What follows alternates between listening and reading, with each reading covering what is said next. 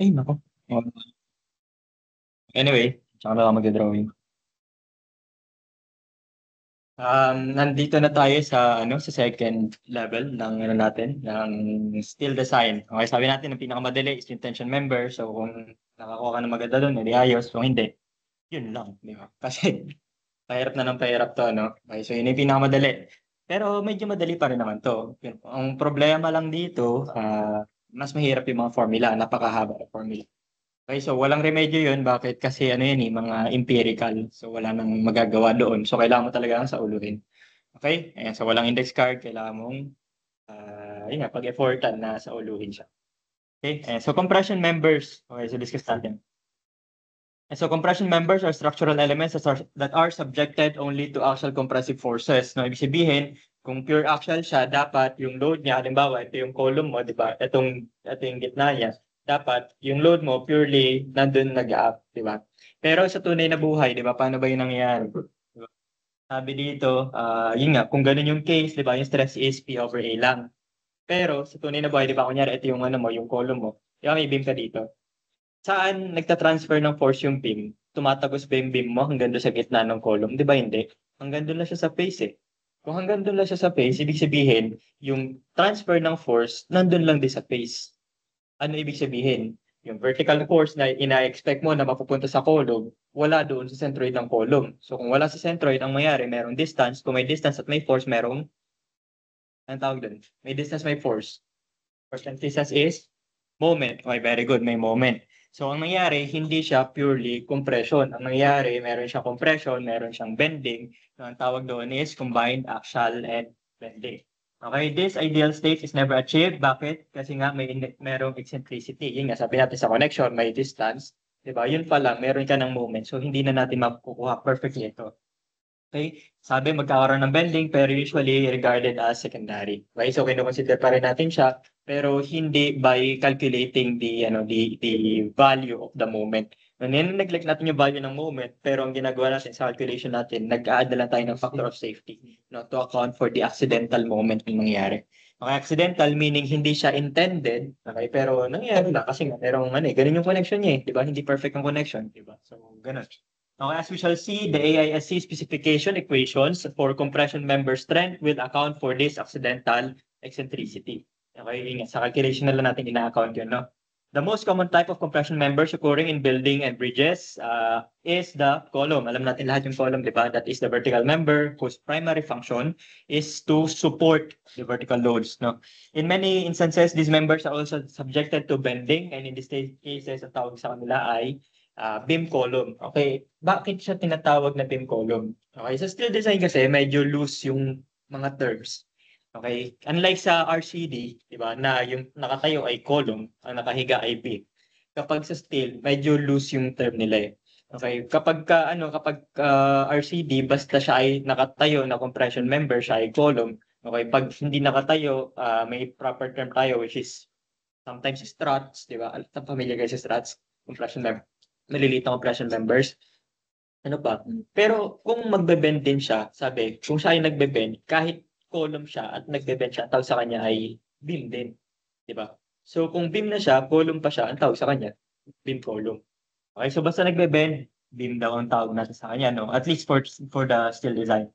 Okay, compression struts are also used in trusses and as components of bracing systems, no? Smaller compression members that classified as columns are sometimes referred to as struts. Okay, so yun nga, mga compression strut na tinatawag natin. Okay, yan. So mga compression members na hindi column. Okay, so strut ang tawag natin doon. Okay, in many small structures, column axial forces can be easily computed from the reactions of the beam. Sabi natin, di ba, beams transfer forces doon sa column. Di ba? Kung siya ay simply supported, vertical reaction lang. Di ba? E paano kung yung beam mo ay naka-fix doon sa column? Di ba? Sa tunay na buhay, di ba? Kailangan, di ba, usually, kunyari, steel frame, tapos wala ka namang braces. Paano siya magkakaroon ng lateral resistance? Di ba? So, kailangan yung mga joints niya, i-fix mo. Tama ba?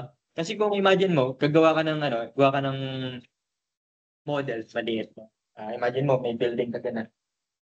Ano lang, scale model, tapos popsicle sticks. Imagine mo popsicle sticks para madali. Tapos, yung mga joints niya, ito thumbtacks mo lang. Okay, isang thumbtacks. Okay, halimbawa, ito na lang, isang pag ganun. Okay. Try natin dito. Ganun. Imagine mo naka-thumbtacks lang 'to 'no. Kapag ito tinulak ko pa gano'n, tingin mo anong mangyayari? Mare-retain ba niya yung shape na yan? Hindi, 'di ba? Ano yun, gigiba agad siya. 'Di ba? So ano yan, gaganyan yan. Kasi ito, iikot siya dito eh. 'Di ba? May rotation doon sa mga joints. 'Di ba? So paano mo yan mapigilan yung pag-deform niya na ganyan, 'di ba? Yung tawag diyan ni instability, paano yan? So lalagyan mo siya ng brace. Eh, paano kung hindi siya puwedeng lagyan ng brace, 'di ba? Sabi i-fix mo yung support, support yung joint. 'Di ba? Paano yun? By puwedeng lagyan mo ng maraming thumbtacks para para maiwasan yung pag-rotate niya, 'di ba? O kaya i-glue mo, 'di ba? Parang gano'n. Siyempre provided na yung glue ay matibay. Okay, same case sa natin, sa steel structures. Okay, para siya magkaroon ng lateral resistance, either lagyan mo siya ng braces or i-fix mo yung support niya. Ngayon, kung fix yung support ng beam papunta do'n sa column, di merong kung fix, 'di ba, meron kang moment, tama ba? Fix nga, eh, kung fix merong moment. So, kung may moment doon sa end ng beam, sinong magre-resist nung moment na ita-transfer ng beam? Sino magke-carry nung moment na yun? 'Di ba yung nagsu-support din sa kanya, which is yung column. Yung end moment ng beam mata-transfer sa column. So, bukod sa vertical force, meron ka ng moment, 'di ba? So, yun yung ma-experience ng column mo, hindi lang compression, 'di ba? Sabi magkakaroon ka rin ng moment. Okay, sabi dito ayan, oh. Okay, this is possible if the member connections do not transfer moment. Yun nga yung vertical, 'di ba? Pero ayun nga, pero kung siya ay part ng rigid frame, so for columns in rigid frames, there are calculable moments as well as actual forces, no? And frame analysis is necessary. We have to do the analysis para makuha yung mga forces and moments na mata-transfer doon sa column natin. Okay? Actually, generally ingat, compression members pinag-uusapan natin, pero ngayon kasi 'di ba, syempre focus sa columns. Okay, so the ASC specification provides for three method of analysis to obtain actual forces and bending moments in the members of a rigid frame. Ito yung tatlong methods natin. We have the direct analysis, effective length method, and the first order analysis method. Okay, so column theory muna tayo, no? Okay, so paano nagbe-behave ang column or actually compression members in general?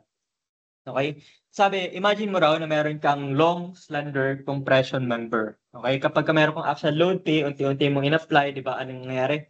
It will ultimately be large enough to cause member to become unstable. Di ba? Kita mo, di ba, nagbe-bend siya.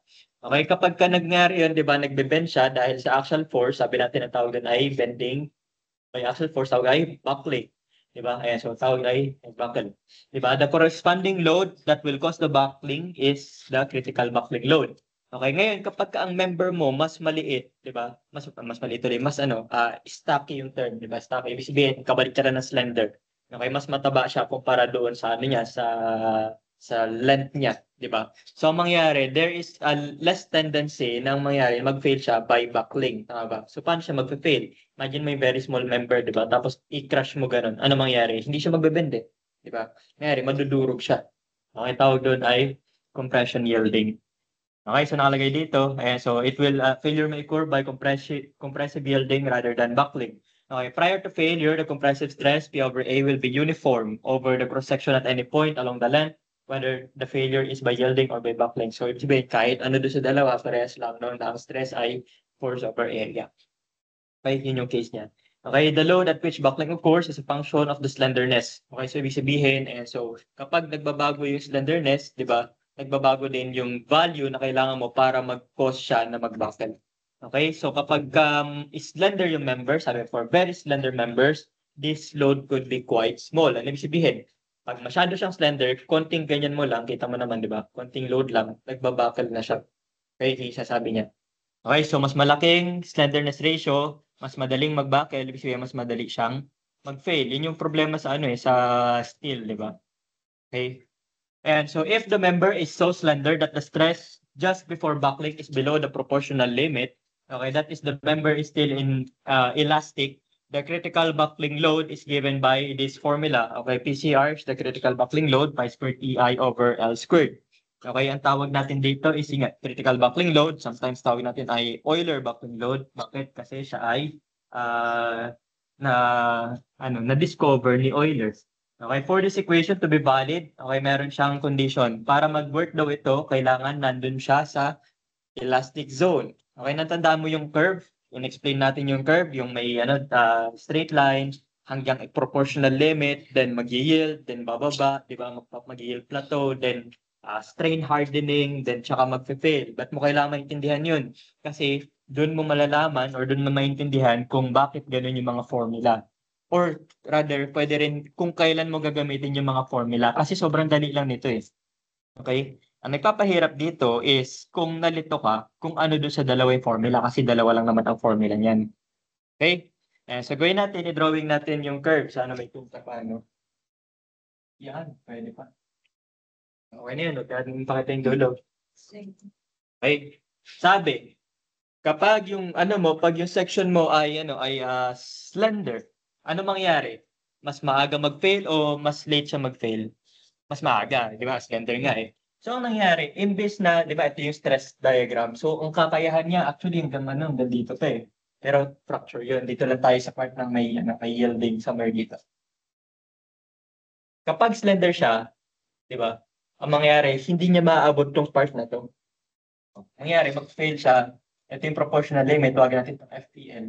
Okay, mag-fail siya somewhere dito sa line na to. Anong tawag dito sa line na to? Ito yung tawag natin na elastic zone. Tama ba? Naalala mo? Ano meron sa elastic zone? Ano meron sa elastic zone?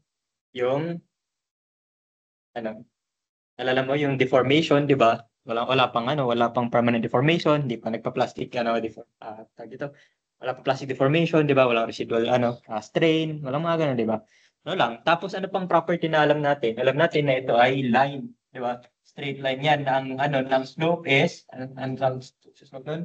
Modulus of elasticity, di ba? Stress over strain. At ito ay constant. Di ba? Dito, kahit anong point dito, pare-parehas lang yan. Okay? So sabi niya, okay, ito yung formula, pero para mag-work yan, dapat ito lang pinag-uusapan natin. Pag lumagpas, ibang usapan na yun. Okay? So may pakita natin kung ano mangyayari. Okay? And so sabi dito, for this equation to be valid, dapat elastic, dapat yung ends ay free to rotate but not translate laterally. Ano ibig sabihin? Kung nagro-rotate pero hindi nagmo-move, di ba? Anong support condition yun? Meron kang pin, di ba? Meron kang roller, fixed, slider, anong type doon? Di ba? Hindi daw siya nagmo-move, hindi nag-XY, pero nagro-rotate. Ang tawag doon? Fixed? Hindi nga nagro-rotate eh. Ay, sorry. Nagro-rotate pala, sorry. Must be free to rotate eh. Hindi nagta-translate, hindi nagmo-move, pero umiikot. Roller. Roller, bawal sa vertical. Nag-erase sa vertical, pero nagmo-move sa horizontal. Does not translate daw eh. Hindi pwede mag-move. So, hindi roller. Kulang. Pin. Okay, pin. Bawal X, bawal Y, pero nagro-rotate. Tama ba? Walang resistance to moment. Pin daw. Okay, so para daw tayo mag-work, di ba, yung pi squared EI, yung pi squared EI over L squared, kailangan pin-pin. So, kunyari, ito yung column mo, ito dapat ang condition. Okay, ito dapat yung condition. Paano kung hindi? O, yun na, di ba? So, pag-usapan natin, anong gagawin mo pag hindi na? Okay, sabi, it is convenient to rewrite the given equation as, ginawa natin, manipulate natin to para makuha yung equivalent stress. Kasi usually concerned tayo sa stress eh. Di ba? Yung stress, di ba? Pag nakuha mo yung stress limit niya, yung critical stress, yung multiply mo sa area, makuha mo na yung capacity niya. Ang tanong, paano mo ito i-manipulate para maging stress? Okay, so ang gagawin natin, divide mo siya ng area. Siyempre, PCR over area. Pero ano yung simplified form nito? Di ba? So makita mo, pi squared EI over L squared. Actually, pwede mo lagyan niya ng A, pero hassle eh. Pwede naman, di ba? So ganun gagawin mo, pi squared EI over L squared A. Paano kung hindi ka binigyan ng I? Di ba? So meron kasing simple form yan. Okay? Ano simple form yan? Naalala mo yung radius of gyration mo. Paano siya solve yung radius of gyration? Square root of I over A. So kung ma-manipulate mo to, sabi magiging R squared A is equal to I. Tama ba? Marunong ka pang mag-algebra, di ba? Marunong ka pa yan. Hindi pwedeng sabihin mo hindi, di ba? Yan. So sabi, I is equal to AR squared. So palitan mo yun ng AR squared. Sabi, ito na AR squared. Yung R squared, di ba, tanda mo, pwede siyang ilagay sa denominator. Pero kung ilalagay mo siya sa denominator, magiging ano siya? Denominator ng denominator. Alala mo? Kasi kapag ito simplify mo, di ba, angat yan? Reciprocal, tandaan nyo. Dapat. Okay, tandaan. Okay. Bakit natin ginawang ganito yung form? Okay? Kasi meron diyang property na ma-form ka. Meron kang property na makuha dyan, which is ito. Okay, yung L over R. Tandaan mo yung L over R, ang tawag natin dito, slenderness ratio. Okay, doon natin makikita na yung slenderness ratio ay function, or rather, yung capacity is a function of the slenderness ratio. And nasa denominator siya. Ano ibig sabihin nun? Pag mas malaki yung denominator, ano mangyayari sa critical load? Liliit. Ano ibig sabihin? Mas maliit yung kailangan mo para mag-buckle siya kasi nga mas slender siya. Nakuha niyo yung logic? Okay, yun yung dapat niya maintindihan na para hindi kayo basta bira lang ng bira doon sa solve no, tapos di niya naman naiintindihan. Analyze yung equation, di ba? Makikita niyo yung relationship eh. Di ba? Pag nakita mo yung relationship, mas maintindihan mo yung mga ginagawa mo. Mas mahaba, mas madaling mag-buckle kasi mas liliit ito. Ito yung kailangan mo para mag-buckle. Okay, mas maliit to, mas madali siya mag-fail. Same dito sa stress, di ba? Force over area. Divide mo ng A, makakancel yung A, magiging ano siya? Pi squared E over the L over R squared, which is the slenderness ratio squared. No? Nung sinaulo ko to dati sa board exam, no, ang form na sinulat ko sa kanya is ganito. Naka-SR. Okay, bakit? Para ma-remind ako na ang L over R is the slenderness ratio. Okay, gumawa ko ng variable para sa kanya. No? Tapos, hindi lang siya basta L over R. Mamaya, sabihin natin na meron pa yung dagdag na isang letter pa. Okay, hindi siya basta L lang. Okay, so buckling will take place as soon as the load reaches the given value, the value given by the equation. And the column will become unstable about the principal axis corresponding to the largest slenderness ratio. Okay, so tandaan mo yung strong at weak axis. Ano mas malakas, yung strong o yung weak? Siyempre yung strong, di ba? Strong nga eh. Di ba? Anong meron sa strong? Di ba? So in terms of moment of inertia, sabi natin moment of inertia is the resistance to bending. Anong mas malaking moment of inertia? Yung strong o yung weak? Yung weak. Weak nga eh. Paano magiging mas malaki moment of inertia? Strong, di ba? Mas malaki yung strong axis. Yung inertia ng strong axis. Tama ba? Tama ba? Ano ba sabi ko? Sabi ko mas malaki. Mas malaki yung moment of inertia ng strong. Kaya nga strong eh. Di ba? Moment of inertia is the resistance to bending. Tingnan mo to. Di ba? Resistance to bending. Saan siya mas madaling mag-bend? Pag ganito o pag ganito? Kita mo naman eh. Okay. Yung strong axis niya is, kapag dinodrawing kasi natin yan, lagi yan nakatayo. Yung strong axis niya yung X, yung weak axis niya yung Y. Nakikita mo na kapag ikutin ko siya about X, yung X, about X, ikot sa X, mahirap siyang gawin. Pero kapag ikutin ko siya about Y, pakadali. Okay, bakit? Kasi mahina ang resistance niya sa bending sa Y. Kasi nga, yung BH cube niya, di ba, ano siya? B, at yung H niya, napakaliit. Kumpara mo naman sa B na maliit, tapos H na napakalaki. Yung H yung naka-cube eh. Di ba? So, mas malaki ito. Tama? Same case dito, di ba? Sabi natin, di ba, ang buckling ay bending lang din naman. Ang pinakaiba lang is yung ano yung cause ng bending. Okay, ang buckling ay bending due to compressive loads. Okay? Ayan. So, sabi natin, mag-fail siya doon sa part na may mas malaking slenderness ratio. Di ba? L over R. Kailan malaki yung slenderness ratio? Pag maliit o malaki yung R? Pag malaki yung R, mas madali siyang mag-fail. Okay, baliktad na naman. Okay? L over R eh, denominator yung R eh. Di ba? Kailan lalaki yung slenderness ratio? Pag malaki o maliit yung R? Pag maliit yung R. Mas maliit ang denominator, mas malaki yung slenderness. Malaki slenderness, madaling mag-fail. Kailan maliit yung R? Tingnan mo dito. IX o IY, anong gagamitin mo? Kailan delete to? Pag IX o pag IY? IY. Ayun, tumama ka na, di ba? May isa ka na. 1 over 3. Okay, so huwag niyong kakalimutan yung mga concepts na yan, no? Kasi dyan papasok ang decision making mo eh. Paano kapag pinasolve ka, di ba? Pinasolve sa'yo yung radius of gyration. Pagka-solve mo ng radius of gyration, di ba? Pinapili ka ng member, dalawa. Meron doon isang mas mataas, isang mas mababa. Anong pipiliin mo sa dalawa para pumasa siya? Kung hindi mo alam yung concept, malilito ka talaga. Tama ba? Pero kung alam mo kung para sa radius of gyration, malalaman mo kung ano doon yung pipiliin mo para lumit yung slenderness ratio. Tama ba? Pipiliin mo yung mas malaki. Kasi pag mas malaki ang R, mas maliit ang slenderness ratio, mas malaki ang capacity niya. Tama ba? Tama? Okay, so concepts na huwag kakalimutan. Okay, subukan natin to, no? W12 by 50 used as a column to support an axial compressive load of 145 kips. Okay, the length is 20 feet and the ends are pinned. Okay, without regard to load or resistance factors, investigate this member for stability. Okay, so mechanics lang daw. Okay, paano natin malaman kung stable siya? Okay, so paano mo malaman kung stable siya? Dapat hindi siya mag-buckle. Di ba? Paano malaman kung magbabuckle siya? Dapat yung load 145 ay mas mataas kaysa doon sa PCR. Kung mas mataas, magbabuckle. Kung hindi mas mataas, hindi. Di ba? So ano ang PCR? Sabi ni Euler, sabi, pi squared EI over L squared. Pero may other formula, di ba? Sabi natin, yung I pwede mong gawing AR squared. Kaya naging ganito yung itsura niya. Okay? Sabi ito yung given Rmin. Bakit Rmin ang ginamit natin? Bakit hindi, I mean, sabi Rmin kasi sabi natin L over R, mas critical yung weak axis, Rmin, di ba? Ry, yun yung mas malaking slenderness ratio. Kasi ang mangyayari niyan, di ba? Saan siya mag-fail? Sa weak axis, kita mo naman dito, di ba? Okay, weak axis, kaya Ry yan, Ry. So area, binigay. Okay, paano malaman yung capacity? Pi squared EA over the slenderness ratio squared. Ang length ay 20 feet. Pero yung R mo ay naka-inches. So dapat parehas ang units times 12 para ma-convert. Di ba? Ang slenderness ratio niya is 122.4.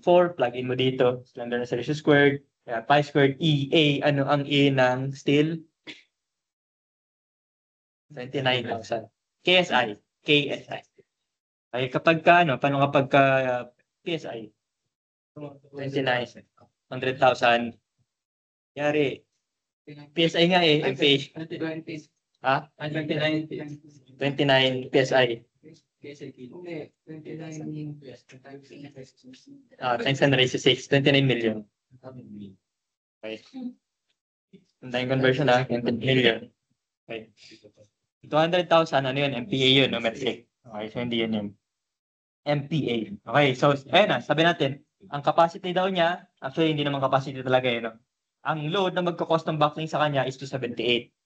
Ang load niya ay 145. Magbabakal ba? Babakal ba? Hindi.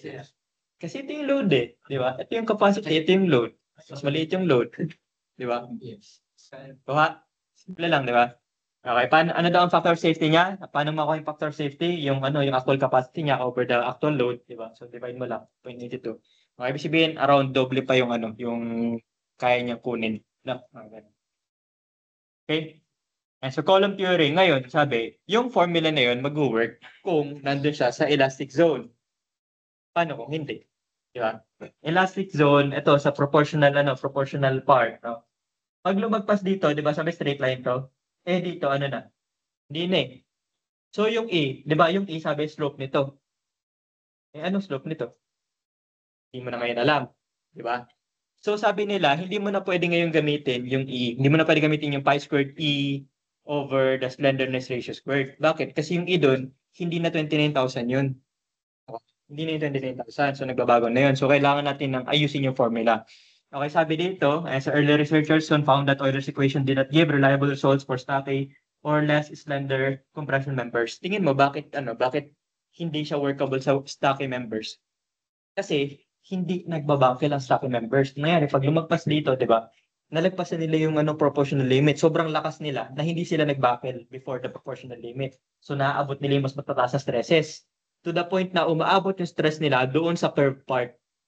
Okay. Ngayon, pag umabot ka sa curve part, paano mo kunin yung capacity niya kung curve part na? Di ba? So hanapin mo yung, sabi natin, yung E is the ratio. Is the slope, tama ba? Yung slope nito, di ba? Rise over run, di ba? Stress over strain. Tama? Tandaan nyo? Di ba? E is stress over strain. Eh dito, paano mo makuha yung stress over strain dito sa part ng curve na to? Tanda mo yung calculus mo? O, hindi mo na naman alam. Paano mo malaman yung slope sa curve?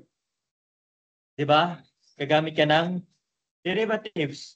Tanda mo? At every point ng curve, merong sari-sariling value, di ba? May sari-sariling slope, di ba? Yun yung sabi natin na ito na siya. Imbis na ilang, i-tangential. Nalala mo? Di ba? Yung tangent sa curve, yun yung nagbibigay ng slope doon sa certain point na yon sa curve. Tanda mo? Okay. Yan yung mga pinag-aralan nyo dati na hindi mo naintindihan. Balang araw, magdidikit-dikit sa utak mo yan. No? Magko-connect-connect yung mga yan. Okay? Mga derivatives, integral. Dadating yung araw na makikita mo connected yan dito. Magkaka-connect yan lahat. No? Okay. So, hindi pwede nakakalimutan mo na lang, di ba? Tapos na ako sa MEP eh, hindi ko na alam yung moment inertia, di ba? Tapos na ako diyan eh, di ba? Hindi ko na alam yung Varinius theorem. Di ba? Hindi pwede. Okay, magkaka-relate yan lahat. Kailangan mo lahat yan. Okay? And so the reason is that small slenderness ratio for members of this type cause large buckling stress. Okay, ibig sabihin nun, okay, so mataas yung limit nila, mataas yung buckling stress na kailangan nila para mag-buckle. Okay, if the stress at which the buckling occurs is greater than the proportional limit, so ibig sabihin somewhere dito, okay, the relationship between the stress and strain is not linear. So yun nga, sabi natin, nasa curve part and the modulus of elasticity, E, which is 29,000, can no longer be used kasi nga hindi na siya yung slope nito, di ba? Iba na yung slope dito eh. Di ba? So iba na daw. So anong gagamitin mo ngayon? Baguhin lang natin ng konti. Okay? Sabi, maging ganito na. Pi squared ET. Okay? ETA over L squared. Okay, anong ET? That is the tangential modulus of elasticity. O basically, ganun din siya. Pero sinasabi niya lang, yun yung value dito sa part na ito na nagbabago. Depende sa kung ano yung strain. Okay, so this difficulty was initially resolved by Frederick, who proposed in 1889 the use of variable tangent modulus ET. Okay, for a material with stress strain curve like the one shown sa kanan, okay, E is not constant for stresses greater than the proportional limit. Ito yun. Okay, paglagpas dyan, hindi na siya constant, di ba? Nagbabago ang slope, nagbabago ang value. Okay, the tangent modulus is defined as the slope of the tangent. No? At every point dito, may sari-sariling tangent yan. Okay, tangent to the stress strain curve for values of stress between the FPL and FY. Okay, the upper limit will be FY. So yung pinakamataas pa din nating gamitin no, in terms of the steel design. Okay, sabi dito, if the compressive stress at buckling is in this region, okay, anong region yon? Yun yung region na lagpas ng proportional limit. Sabi, it can be shown that, ganun pa rin naman yung formula, iba lang yung E niya. Di ba kanina ilang yun? ET na ngayon. Okay? And so for any material, the critical buckling stress can be plotted as a function of the slenderness ratio. So ito isipin natin, no? Anong napapansin mo? Okay, ito ay graph ng stress na pwede niya maabot versus sa slenderness ratio niya. Habang humahaba yung slenderness ratio, habang lumalaki yung slenderness ratio, ano nangyayari sa pinakamataas na pwede niya maabot? Bumababa, di ba? Bumababa. Okay? Equal sila hanggang dito sa point na to. Kumbaga makita mo, di ba, itong curve na to, di ba? Tawag yan, naka-crest. Survey mo, crest, sags, di ba? Dalawang curve. Itong curve na to, isang curve yan. Pagdating dito sa point na to, nag-iiba yung graph niya. Okay, so ibig sabihin, meron ka ngayon dalawang formula. Dalawang magkaibang graph, dalawang formula. Okay, na equation mo para dito sa part na to, pi squared ET over the slenderness ratio squared. Dito naman, pi squared T over the slenderness ratio squared. Okay? So, para malaman mo kung ano dito sa dalawa, di ba? Kailangan malaman, nasan yun? Okay, so the composite curve, called the column strength curve, completely describes the strength of any column of a given material. Okay, other than Fy, E, and Et, which are the properties of the material, the strength is a function only of the slenderness ratio. Okay, and sabi, both the Euler and the tangent modulus equations are based on the following assumptions. May tatlong assumption tayo. Una, the column is perfectly straight, no initial crookedness. Ano ibig sabihin nun? Walang problema sa pag-manufacture sa kanya. Perfect yung pagkakagawa. Okay, pwede ba yun? Hindi, di ba? Hindi pwede. Walang ganun. Walang material na perfect. Okay, lahat ng lahat ng sections sa bibilin mo, lahat yan merong imperfection yan. Okay, pangalawa, the load is axial with no eccentricity. Pwede ba yun? Purely axial. Sabi natin hindi, di ba? Pag connect mo pangalan, meron ka ng accidental eccentricity eh. Di ba? So meron ka ng accidental moment. So masasolve mo ba yun? Hindi rin. Okay, pangatlo, the column is pinned at both ends. Palagi bang ganun? Hindi rin. Di ba? So the first two conditions mean that there's no bending moment in the member before buckling. Bakit? Kasi kapag hindi siya perfect, di ba? Kung meron siyang konting tabingi, di ba? Pag nilagyan mo yan ng load, di ba? Yung section niya, di ba? Yung cross section niya, hindi naka-align doon sa load agad. Di ba? So, crookedness kasi medyo tabingi, parang gano'n, ibig niya sabihin.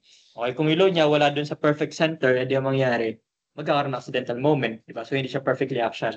Pangalawa, yung load mo pa lang, di ba? Yung pag-connect na, sabi natin, di ba? I-connect mo siya sa flange, di ba? Or sa web, wala naman sa perfect center yun eh. So, ibig sabihin, may eccentricity pa din. So, may moment, hindi ulit natin satisfied. Okay? Ayan, so sabi dito, as mentioned previously, some accidental moment will be present, pero sabi, okay lang. Okay lang. So, itong dalawa, okay lang, no? Kasi maliit lang naman yung mga yon. So, ang ginagawa natin, ina-account natin siya, paano? By the factors of safety. No, may mga factors tayong in-account doon sa formula na ibibigay sa'yo mamaya, no, para ma-account yung dalawa. Okay, ang problema, the requirement for pin ends is a serious limitation, no? And provision must be made for other support conditions, no? Constructing a frictionless pin connection is virtually impossible, so even this support condition can only be closely approximated at best. Sabi, para mag-work daw yung formula, kailangan pin-pin. Paano kung hindi pin-pin? Gagawin mo to. Okay? Yan yung approximation ng tawag dito, effective length natin. Okay, mapansin mo, di ba, ito pa rin yung formula, di ba? Pi squared EA over the slenderness ratio squared. Pero, di ba, yung slenderness ratio, makita mo, meron kang K. Bakit may K? Kasi sabi natin, hindi naman laging pin-pin. Di ba? Kung pin-pin yan, anong value ng K? 1. O, edi, nandun ka na sa original mo, naka 1 to. Di ba? Eh, paano kung hindi? So, i-modify mo lang siya ng konti. Okay? Ayan. So, ano ngayon yan? Di ba? Ano ngayon yan? Yung effective length factor na yan, ang sinasabi niyan is yan yung ratio nung part na nagbe-bend over the total length niya. Okay? Pero hindi siya basta yung part na nagbe-bend kasi kung titingnan mo, lahat naman yan nagbe-bend, di ba? Ay ko consider mo is yung part na nagbe-bend sa isang direction, sa isang curve. Okay? Tanda mo yung curve mo, yung yung may crest, may sag. Ikutin mo lang sa kabila. Yung pinag-uusapan natin dito, meron kang pa-curve na ganyan, kung itutuloy-tuloy mo yan, gaganan yan eh. Diba? Pero nakita mo, pumihit siya eh. Nagbago siya ng curve. Tutuloy-tuloy mo yan, gaganan yan. Pero hindi, nagbago ulit siya eh. Diba? So, sabihin, meron kang tatlong curve dito. Okay, ang kukunin mo is yung pinakamalaking curve. Yung nasa gitna. Okay. Yung ratio nitong length nito, doon sa overall length, sabi doon ay 0.5. Half siya ng total length. Yun yung ibig sabihin nito. Diba? Dito, nagka-curve, dire-diretso hanggang dito. Okay, somewhere dito. Tapos yan, umikot yan. Yeah. Umihit. Ano mas mahaba? Yung baba o yung taas? Taas. Yung ratio daw nito over its total length is 0.7. Yun yung sinasabi niya. Okay, so the rest dito, ayan, so paano nakuha yung 1? Okay, sabi mo, ay, teka lang. Mahirap yun nawala eh. Di ba?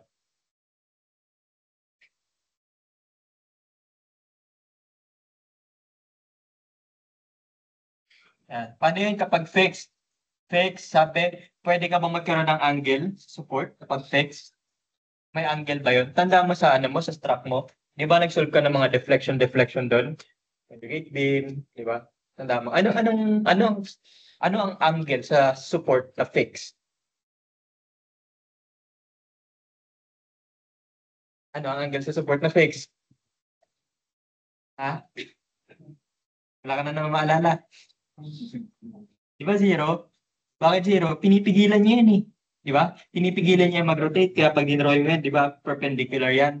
Di ba? Tapos, dun sa part na medyo malayo na, dun pala siya mag-start mag-curve. Tandaan mo? Yes. Okay. Ngayon, ito yung drawing natin kanina. Yung drawing na. Okay? Pero sabi, hindi ito eh. Kailangan mo makita yung kabila. Yeah. Para makuha mo yung 1 na yan, ang sinasabi niyan, ito, ilipat mo doon sa likod. Okay? I-mirror mo. Okay, yan. Okay. Dito yung part na nagpalit sila. Okay. Ito ay half. Ito ay half. O, ito yung length. Okay. Ito ay kalahati niya. Ito ay kalahati din niya. So, ang total na haba nitong curve, tandaan nyo yung ratio yun ng curve over its total length. Ito yung curve na pinag-uusapan. Yung bago pumihit.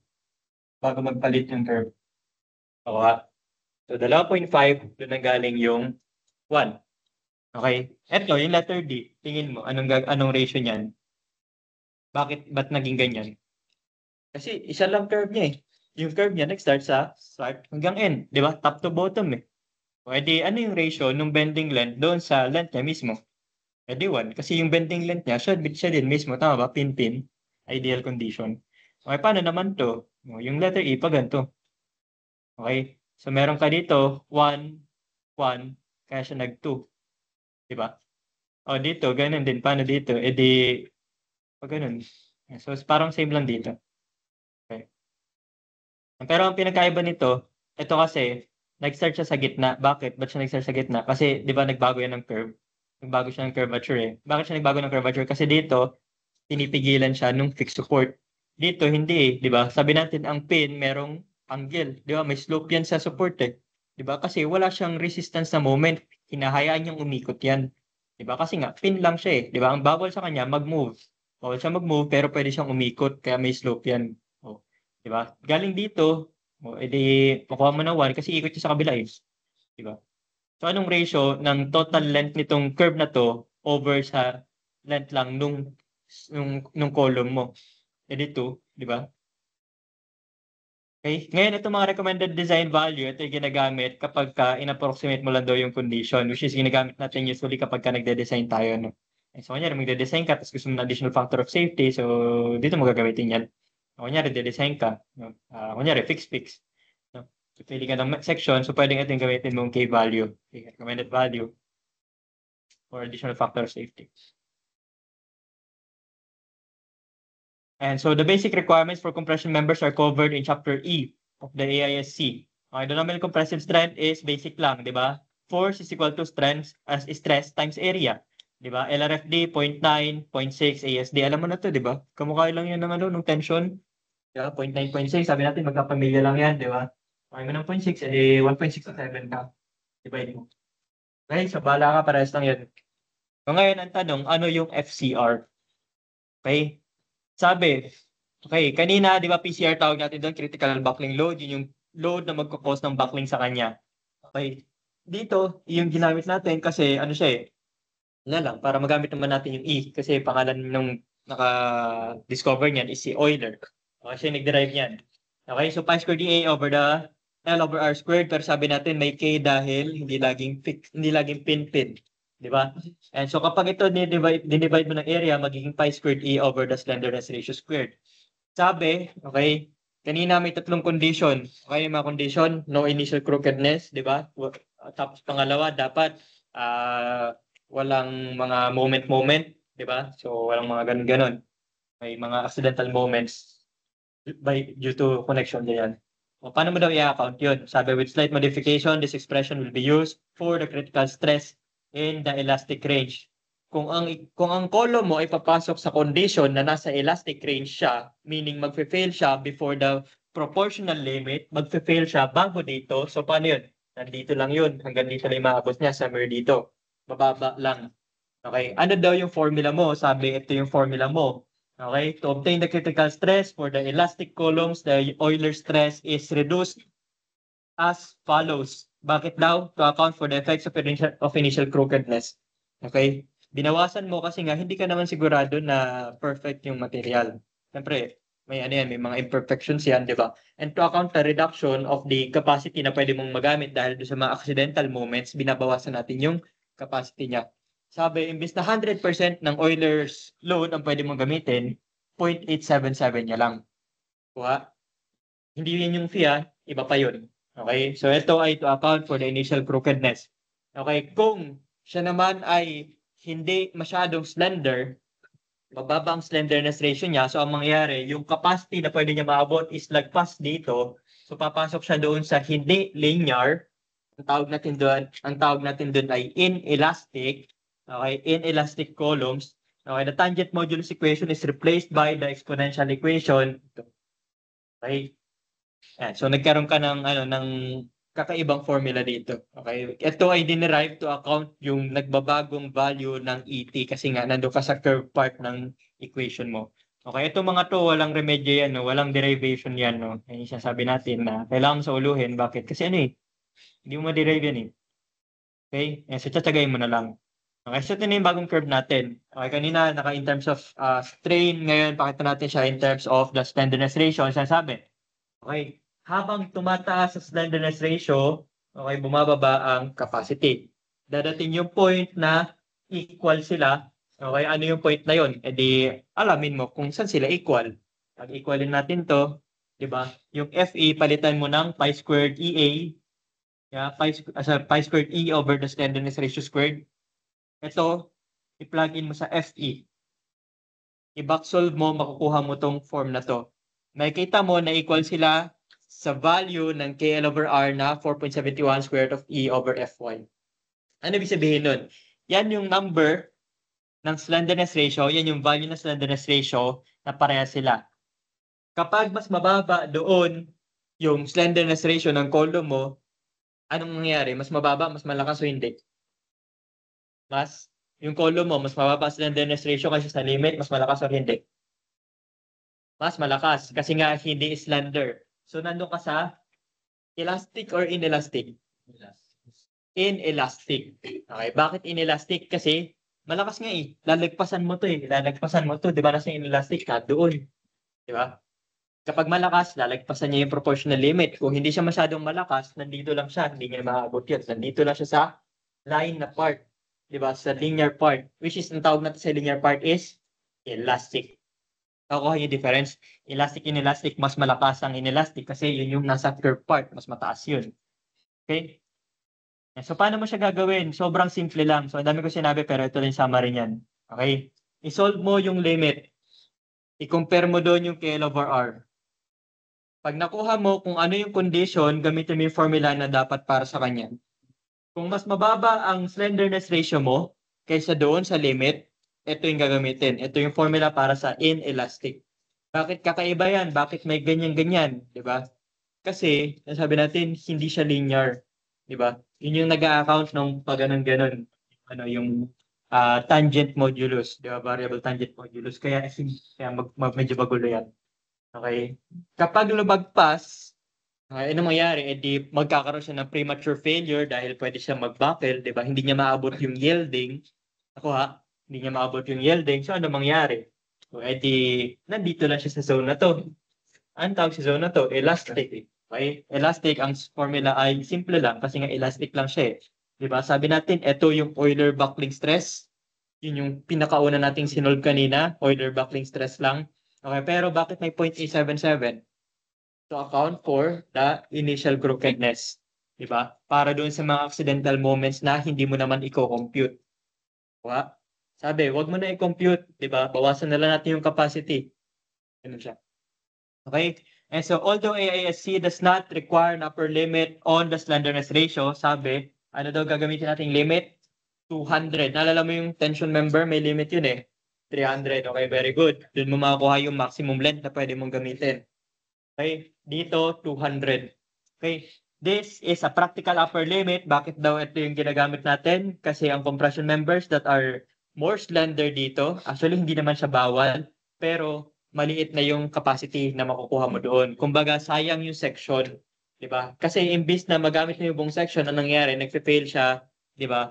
By buckling. Halimbawa ito, di ba meron tong capacity? Ito, halimbawa, kung ito lang yung bracelet niya, di ba mahirap siyang durugin? Tama. Kung ito lang siya, ayan. Kapag ganyan yung mahirap, matigas naman ito eh, kahit plastic lang, di ba? Mahirap siyang durugin. Yeah. Pero dahil mahaba siya, di ba? Kung slender siya, anong mangyayari? Yeah, mas madali na sirain to. Okay niya. Okay. So hindi mo magagamit yung tunay na capacity ng section mo kapag ka-slender siya. Yung sinasabi niya. Okay, so huwag tayong gumamit ng masyadong slender members. Okay.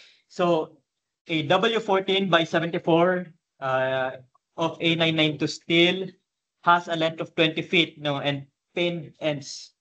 Compute the design compressive strength for LRFD and allowable strength for ASD. Okay, paano natin gagawin? Sabi, summary, paano mo gagawin? KL over R. Okay, KL over R, 1 kasi pin-pin.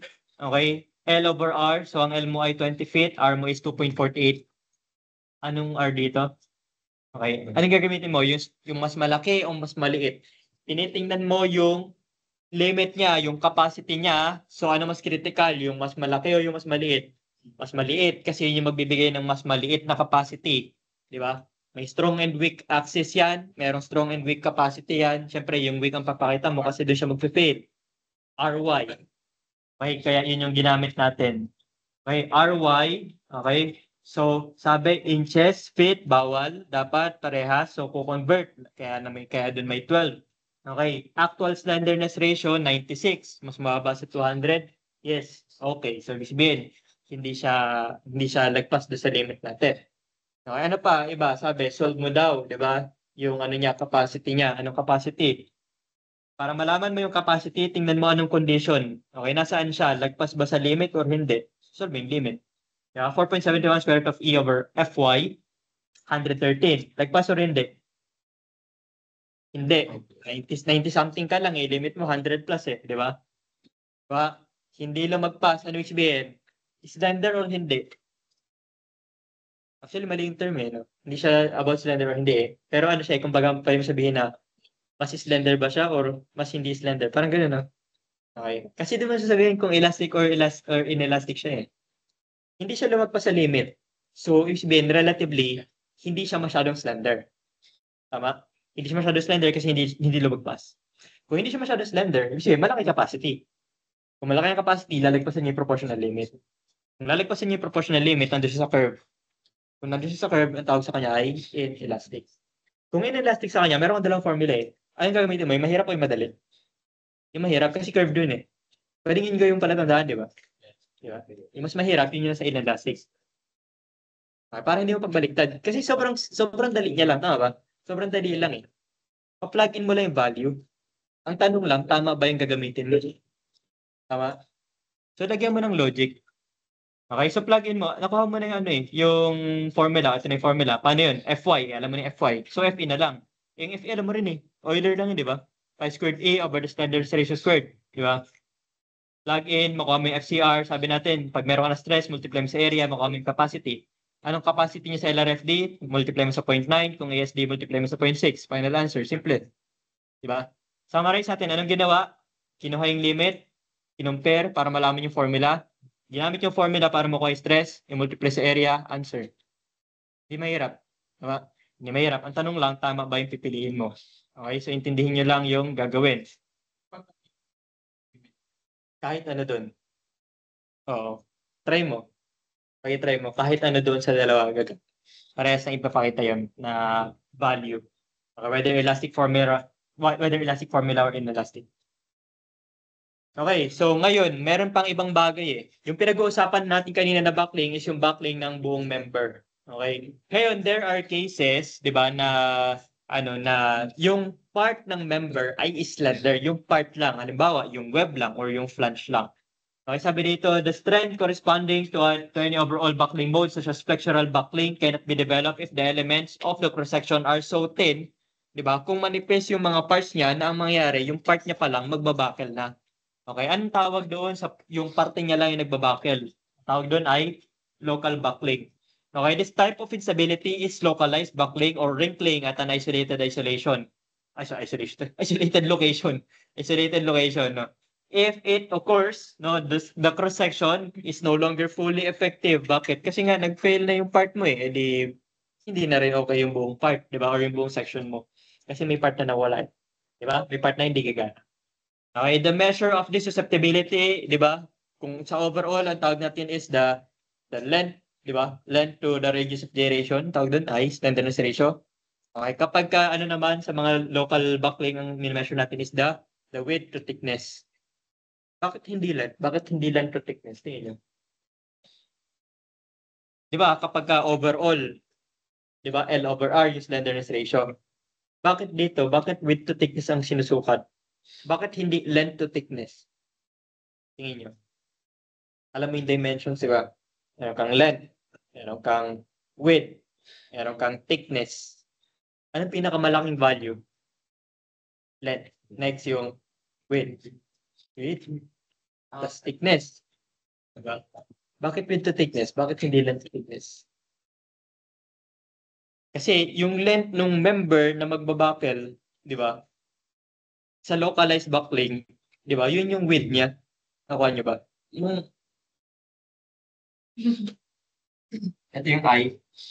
Yung length, ito yung haba nito over its thickness. Yung tawag sa haba nito ay length ba? Hindi, ang length niya yung pagano. Width. Kaya width to thickness ratio. Okay. And so the two types of elements must be considered. The unstiffened, which are unsupported along one edge parallel to the direction of load, and the stiffened elements which are supported along both edges. Okay, for a W section, ito yung mga tinatawag natin na unstiffened kasi ang support niya isa lang. Okay, ito naman yung stiffened kasi supported sa dalawang ends niya.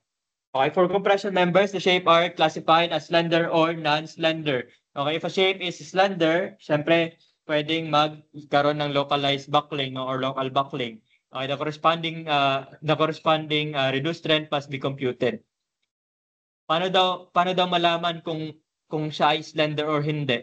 So, meron kang limits dito. Ayan, so iba't ibang case, na iba't ibang tawag dito, section, merong iba't ibang limits, pero magpo-focus tayo dito. Okay, sa mga wide flange lang. Okay, so sabi, 'di ba? Width to thickness ratio. Ano yung width to thickness ratio? Sabi B over T. Okay? Sabi, paano daw B over T? Ano yung B dito? Makita mo dito. Okay? BF over 2TF. Bakit nagkaroon ng 2? Tingin niyo, bakit may 2? Okay, dalawa kasi. Okay, so ito kasi yung kino-consider na B, yung kalahati niya lang. Okay, so ito ay kalahati ng BF. Ito yung BF yung buo. Okay? Yan, kaya BF over 2. Okay? Sabi dito, so depending on the particular cross-section, okay, yung lambda, yun yung width to thickness ratio. So naka-define dito kung ano yung mga ginagamit, no? And kung ang lambda ay mas malaki kaysa doon sa limit, lambda r, ang tawag sa kanya ay slender. Pag mas malaki, slender. Okay? For I shapes, ito daw yung equation. Okay, ang limit sa flange ay 0.56 square root of E over Fy. Sa web naman, H over TW. Okay, width to thickness lang din yan. Okay, so paano natin gagawin? Subukan natin to, no? Pinned ends, no? 20 feet daw ulit. Investigate for local stability. Okay, paano mo gagawin? Ganun lang. Okay, BF over 2TF, sagot, compare sa limit, answer. Diba? Simple. Login mo lang. Meron ka property dun eh. Okay, siguro ang tatanong mo lang is, sir, nasaan yung H? Kasi sabi dito, di ba? H over TW. Pero walang H eh. Nasaan yung H? Ito yung H. Okay? Yung H ay mini-measure simula sa baba nitong curve na ito.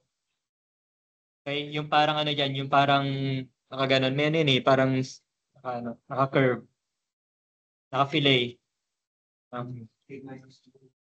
So, ibabawas mo yung K. Okay, ito yung K eh, yung distance nung pinakalabas hanggang doon sa loob na curve. Okay? So, meron kang D minus 2K. Doon siya nanggaling. Okay, so ito yung H over TW. Compare mo sa limit, 1.49 square root of E over Fy. Nakita natin na okay siya parehas. Ibig sabihin, wala siyang slender part. So, siya ay non-slender. Simple lang. Diba? Kung non-slender, walang local buckling. So, hindi siya magkakaroon ng local instability. Okay, ngayon, paano kung magkaroon ng local instability? Halimbawa, yung local, kunyari, yung flange, no, lumagpas sa limit or yung web lumagpas sa limit. Okay, anong pwede mong gawin? Okay, ganun pa din. Pero, ang tanong muna, pwede bang gamitin ang mga member na nagkakaroon ng local buckling? Pwede ba? Pwede ba? Yes, pwede. Pero iwasan mo. Okay, sabi, pwede, pero kung maaari, iwasan. Bakit? Kasi nga, ang nangyayari, nagfe-fail sila bago mo pa magamit yung buong section. 'Di ba? Same explanation dito, 'di ba? Na ang nangyayari, nagbabakil siya kapag ka masyadong malapad, malayo, mahaba. 'Di ba? Same case dun, pero ang pinag-uusapan is parte niya lang. 'Di ba? Web lang or flange lang. 'Di ba? Sayang yung buong section kung magfe-fail lang yung isang part niya. 'Di ba? Kasi pag nag-fail yung part niya, fail na rin siya sa overall, 'di ba? Okay, siya sabi. Pero, kunyari, matigas ulo mo. Diba? Gusto mong gamitin kahit slender. So, gamitin mo lang yung formula sa Q. Ngayon, ito, hindi na natin to, hindi na natin to discuss. Okay, hindi natin sasama sa coverage ng exam yung mga slender members. Okay, ang gusto lang natin sabihin dito, kaya natin sinama ito, is that hindi porke slender siya, hindi na pwede gamitin. Pwede pa rin. May extra step lang. Okay, ano yung extra step? Makita mo yung formula dito, di ba? Yan din yun eh. Di ba? Nagkaroon pala ng Q. Nagkaroon pala ng Q. Okay? Yan yung reduction factor na para ma-account ko yung slenderness niya. Okay, ngayon, more on effective length. Sabi natin, magfe-fail siya doon sa axis na pinakamahina siya. Yun yung axis na may malaking slenderness ratio. So dito, tama ba? Parehas na yung length niya sa strong at weak axis. Yeah, strong parehas na yung length. Okay. So magfe-fail siya dun sa axis na mas mababa yung R kasi mas mababang R, mas malaking slenderness ratio. Anong pwede mong gawin para hindi siya mag-fail doon sa weak axis? Hindi bawasan mo yung L, tama ba? Maliit na yung R niya eh. Bawasan mo yung L. Paano yun? Suportahan mo. Di ba? Lagyan mo siya ng tawag natin ay lateral support na ganyan. So kung may lateral support ka dito, ang mode of failure na niya, di ba, nagbe-bend siya, dito na lang. So mas maliit na yung ano niya, yung bending depth niya. Di ba? Mas damihan mo palalo, dadating yung point na pwedeng ang mag-fail is yung strong axis na. Okay, so yung solution, paano mangyari? Ganun pa din eh. Ganun pa din. Okay, ang pinagkaiba niya lang dito, dalawang axis na i-consider mo. For example, problem 3, try natin yan, di ba? Yung x-axis mo, syempre, malakas na yun. Huwag ka din maglagay, di ba? Doon ka maglagay sa strong. Sa weak pala. Doon ka maglagay sa weak. Ano yung itsura niyan? Kunyari, ito yun. Syempre, ito yung weak, di ba? Di ba? Suportahan mo dito, tsaka dito. Sabi at every third points, dito niya sinuportahan. Okay, so may beam yan, nakakabit yan, ganyan. Okay. So, paano magagawin? Same lang. Kunin mo yung slenderness ratio. Pero, ang tanong, ano doon sa dalawa yung mag-govern? So, since meron ka ng ano, tama, yung mas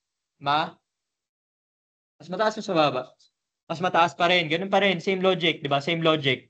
Okay, ang hindi mo lang alam ngayon kung sino na yung mas mataas. Kasi, di ba, mas mababa yung R nito, pero mas mababa din yung length niya. Di ba? Okay, so susolve mo muna dito. Tingnan mo muna kung slender. Siyempre, makikita mo non-slender yan kasi nga sabi natin, hindi natin consider yung mga slender members. Pero papakita mo to sa solution, no? Para lang parang for formality na makita natin na yung section na binigay sa'yo is non-slender. Okay, so gagawin mo yan. Okay, next gagawin mo, kukunin mo yung KL over R. Okay, KL over R, KL over R. Okay, so ito yung sa strong axis, ito yung sa weak axis. Weak axis, mas maliit. Di ba? Kasi nga sinuportahan mo siya. Okay, ngayon, siguro ano pang pwede nating emphasize dito? Yung K, huwag yung kakalimutan. Okay? Sa case na to, kapag naglalagay tayo ng mga beam as lateral support, no, yan ay mga pin connection ng assumption natin, mga pin.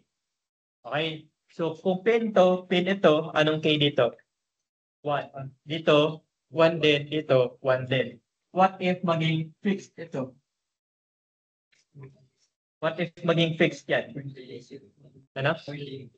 Maging point? 7.7.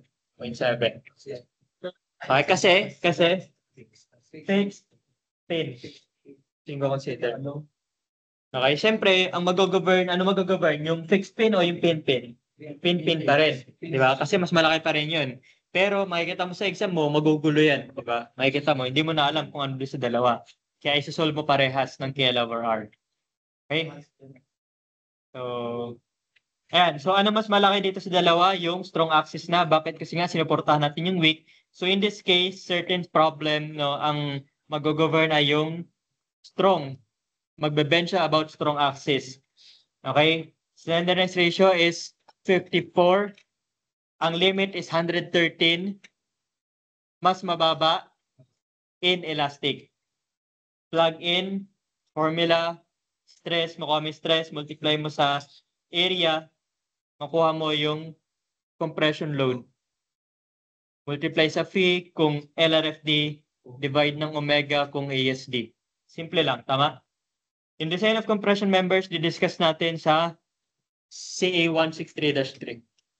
Okay, so next time na lang yan. Lipat natin yan sa sa elective mo, no? Kasi meron kang elective na para lang sa steel design mismo, no? Doon ang gagawin nyo, di ba dito kasi mag-analyze ka, kunin mo yung section capacity. Doon sa design of steel structures, ang gagawin mo is, given ka ng loading, hanapin mo yung section na magbibigay ng pinakamaliit pero adequate. No, ganun yung mangyayari doon. Pero same concept lang ito. Babalik ta rin mo lang. Tapos trial and error. Kasi syempre, yung unang pinili mo, hindi mo alam kung yun na yun. Yun lang. Hindi okay lang kahit di mo naman totoo. Joke lang. Still lab naman po namin. Still lab yun. Ay baka ganun. Ako, paano nila gagawin? Pero, tinanggal no? Oo. Kasi like okay lang yung pinalitan yata ng bridge. Bridge ba? Okay lang. Mas maganda naman yan. Pero anyway, again, kahit naman hindi ituro sa inyo yun. Ito kasi, ano lang to, suggestion lang naman ito kung paano mo mapadaling makuha yung section na adequate. Diba? Pero ano naman eh, kung hindi mo man alam to, ay ang gagawin mo, trial and error lang naman eh, di ba? Unang pili mo, hindi adequate, pili ka na mas malaki, ulit, ulit, ulit. Hanggang makuha mo yung pinaka mababa na adequate. Yun na, di ba? Simple lang. Solution, same lang.